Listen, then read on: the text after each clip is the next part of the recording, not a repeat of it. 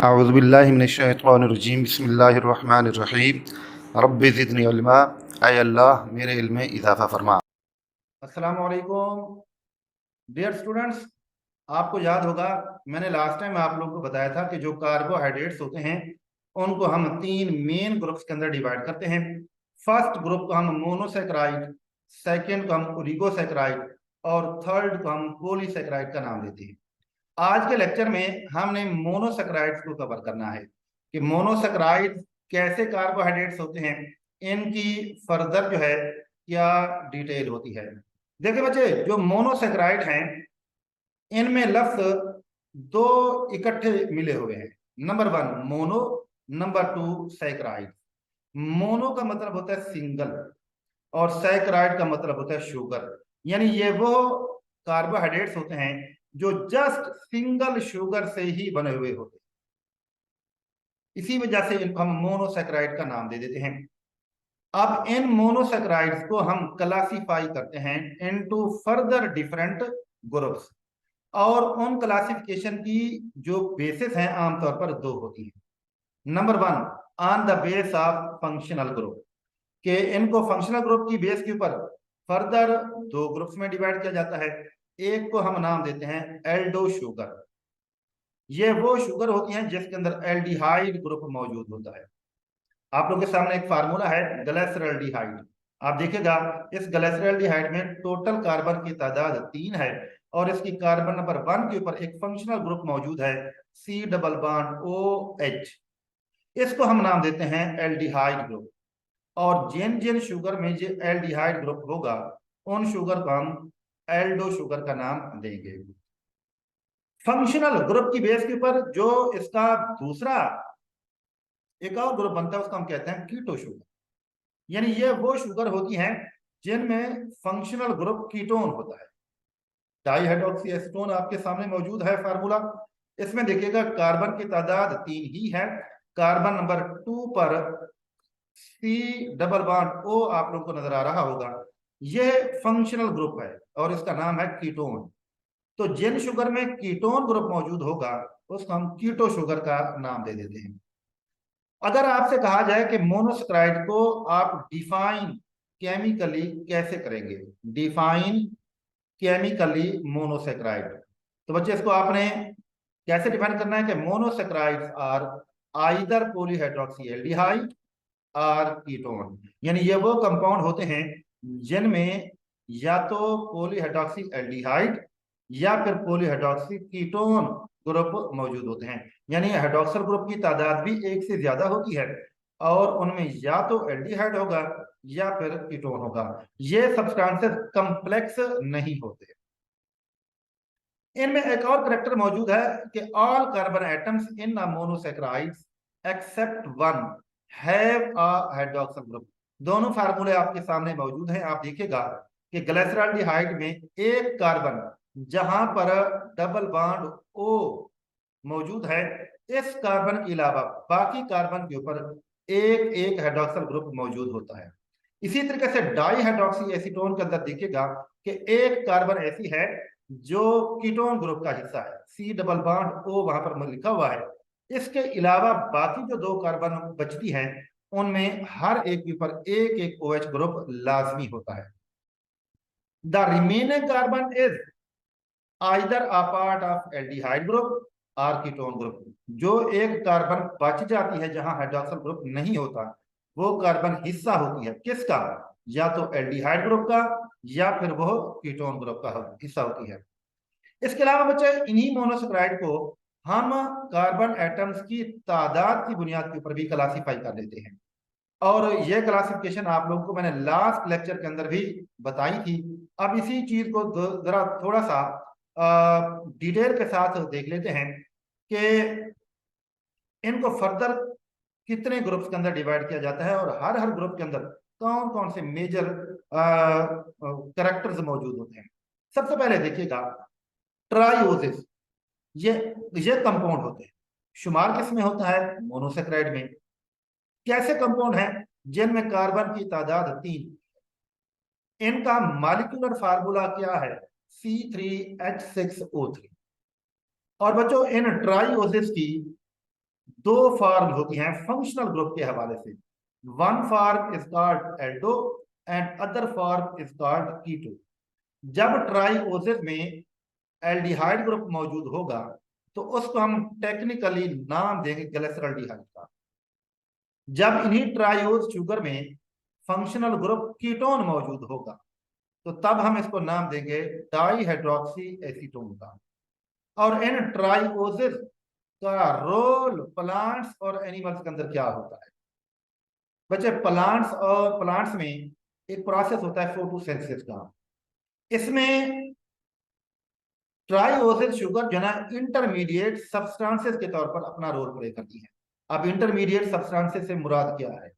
Photosynthesis का process आप लोग रिकॉल करें कि कार्बन डाइऑक्साइड और वाटर के मॉलिक्यूल रिएक्शन करते हैं और C6H12O6 यानी ग्लूकोज के मॉलिक्यूल बनते हैं। लेकिन ये ग्लूकोज के मॉलिक्यूल डायरेक्ट नहीं बनते, बल्कि होता क्या है, इसके अंदर होते हैं दो स्टेप्स। सबसे पहले कार्बन डाइऑक्साइड और वाटर के मॉलिक्यूल रिएक्शन करके तीन तीन कार्बन वाले दो मॉलिक्यूल्स को बनाते हैं, उनको हम G3P यानी ग्लिसरॉल्डिहाइड 3 फास्फेट कहते हैं। और फिर दो मॉलिक्यूल ये G3P वाले आपस में कंबाइन होते हैं, ग्लूकोज के एक मॉलिक्यूल को बना देते हैं। अब ग्लूकोज के मॉलिक्यूल और कार्बन डाइऑक्साइड और वाटर के दरमियान में जो कंपाउंड G3P बनता है वो इंटरमीडिएट कंपाउंड कहलाता है और इसी को ही हम ट्राइओस ग्रुप के अंदर शामिल करते हैं। बिल्कुल इसी तरीके से जो रेस्पिरेशन का प्रोसेस है ये फोटोसिंथेसिस के प्रोसेस के बिल्कुल रिवर्स होता है, जिसमें C6H12O6 ऑक्सीजन की मदद से ब्रेक होता है। कार्बन डाइऑक्साइड और वाटर के मॉलिक्यूल एज अ प्रोडक्ट बनते हैं। लेकिन यह भी डायरेक्ट प्रोसेस नहीं होता, बल्कि C6H12O6 पहले स्टेप के अंदर ब्रेक होकर दो मॉलिक्यूल बनाता है। हर एक के अंदर कार्बन की तादाद 3 होती है। अगेन ये तीन कार्बन वाले मॉलिक्यूल कौन होंगे? G3P।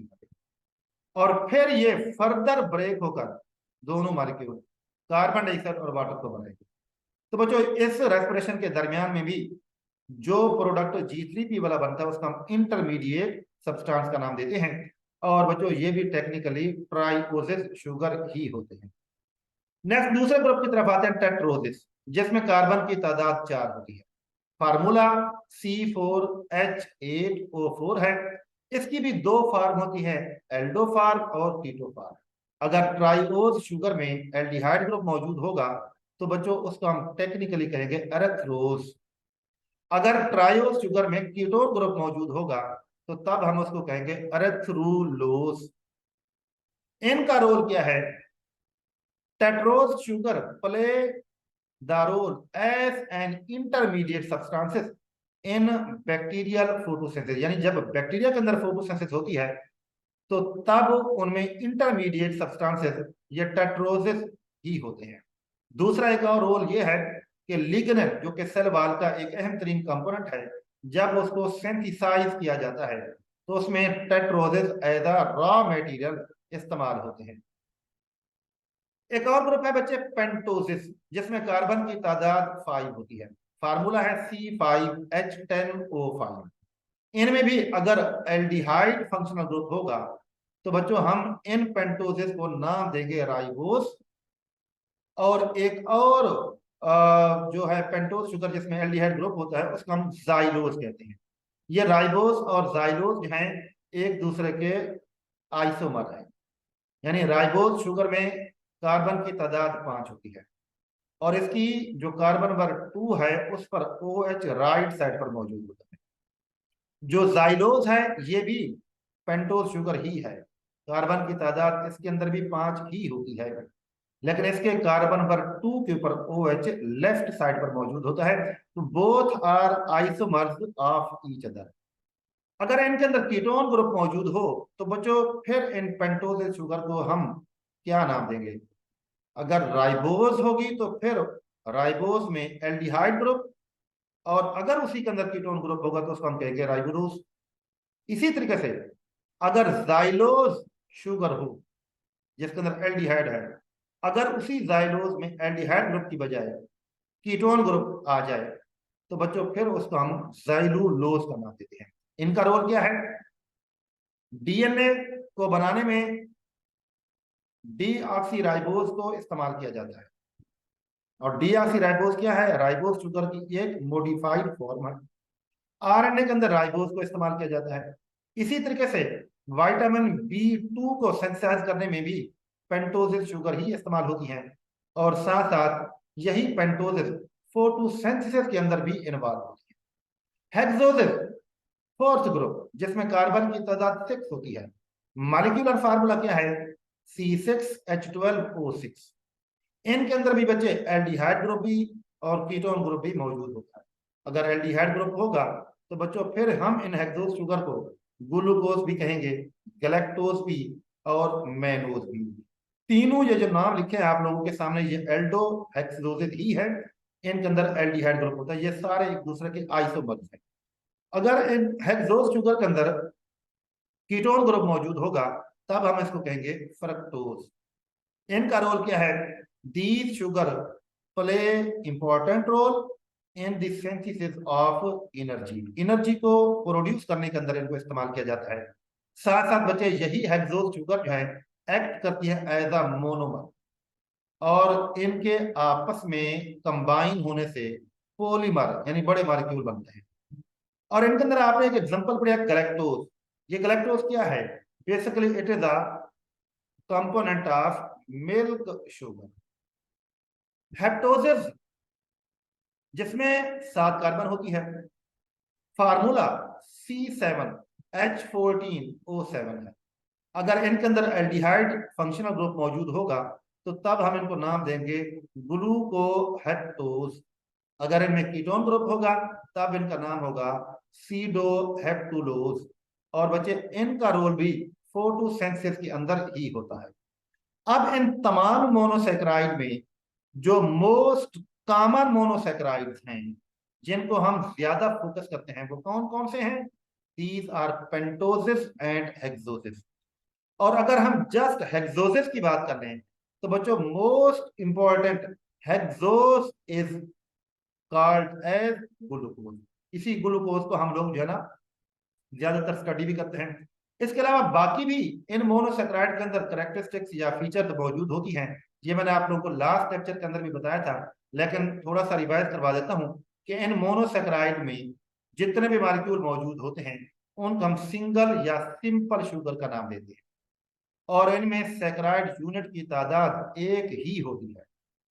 वाटर के अंदर ये इजीली सॉल्युबल होते हैं और इनको फर्दर हाइड्रोलाइज नहीं किया जा सकता।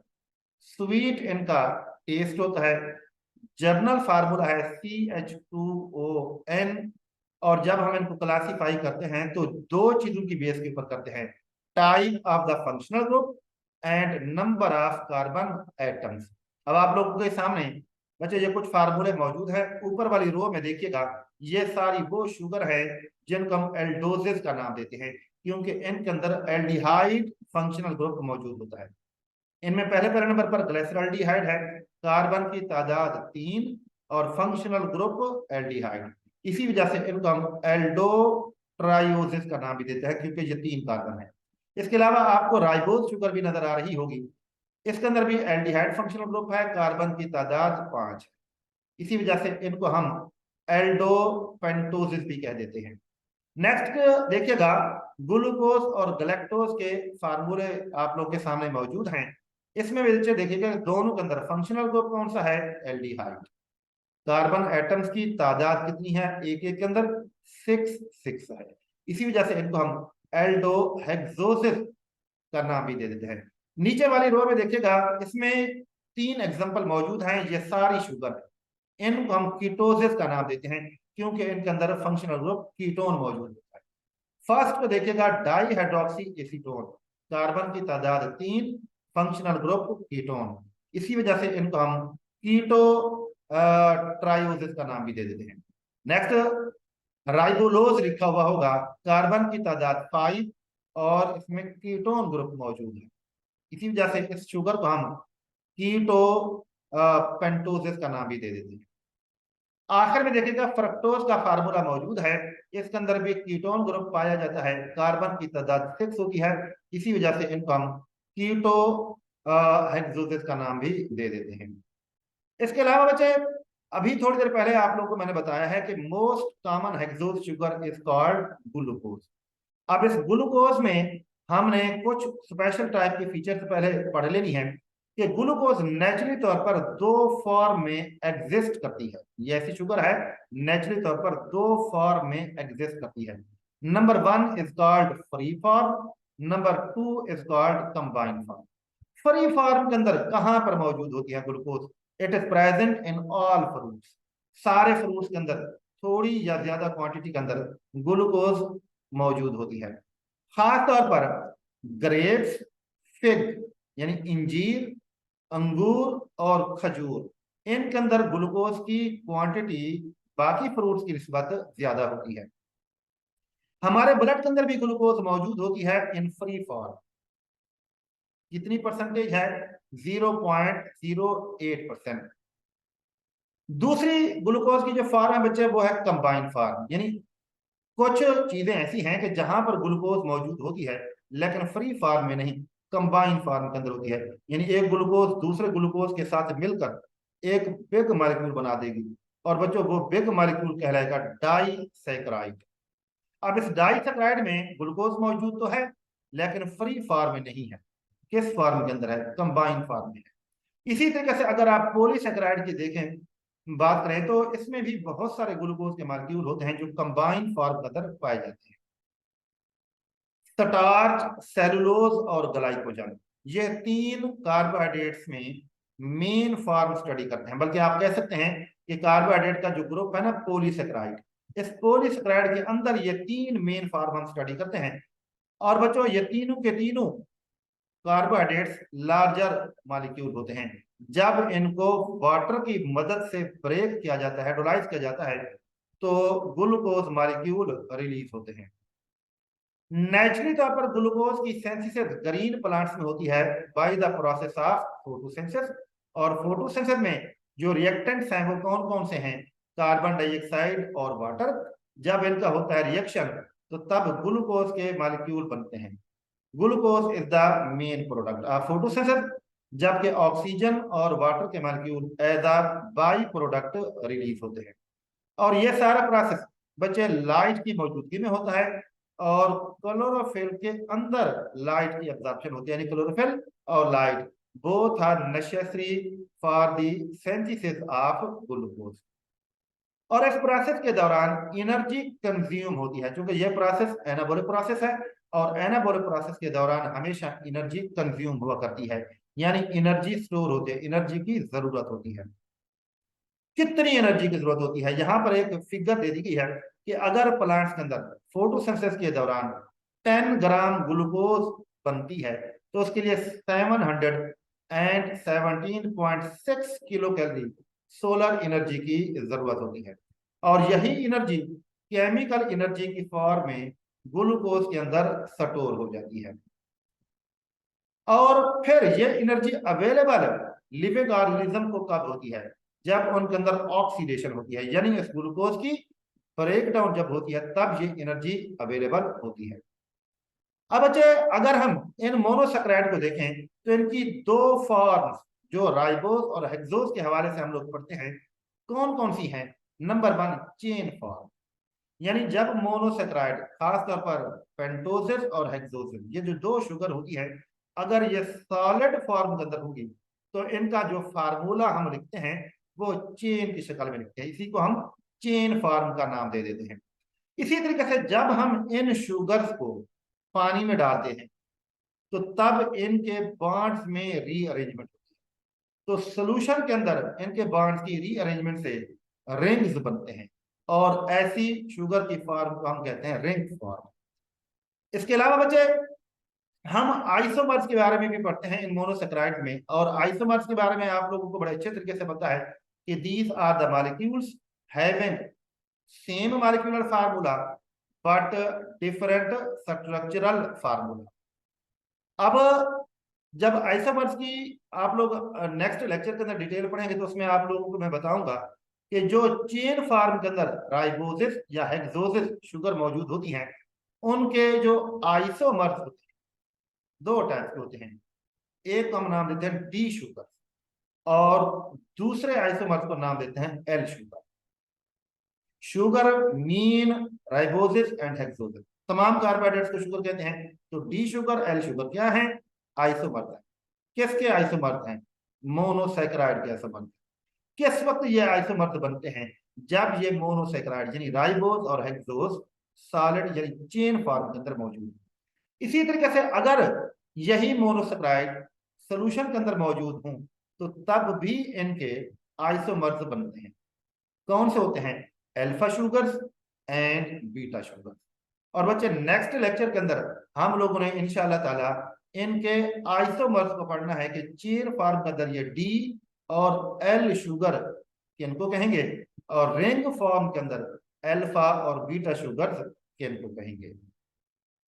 और इन आइसोमर्स की फॉर्मेशन वाला जो प्रोसेस है उसको हम आइसोमेरिज्म का नाम दे देते हैं, जिसकी डिफरेंट टाइप्स हैं जो इंशाल्लाह ताला हम नेक्स्ट लेक्चर के अंदर पढ़ेंगे।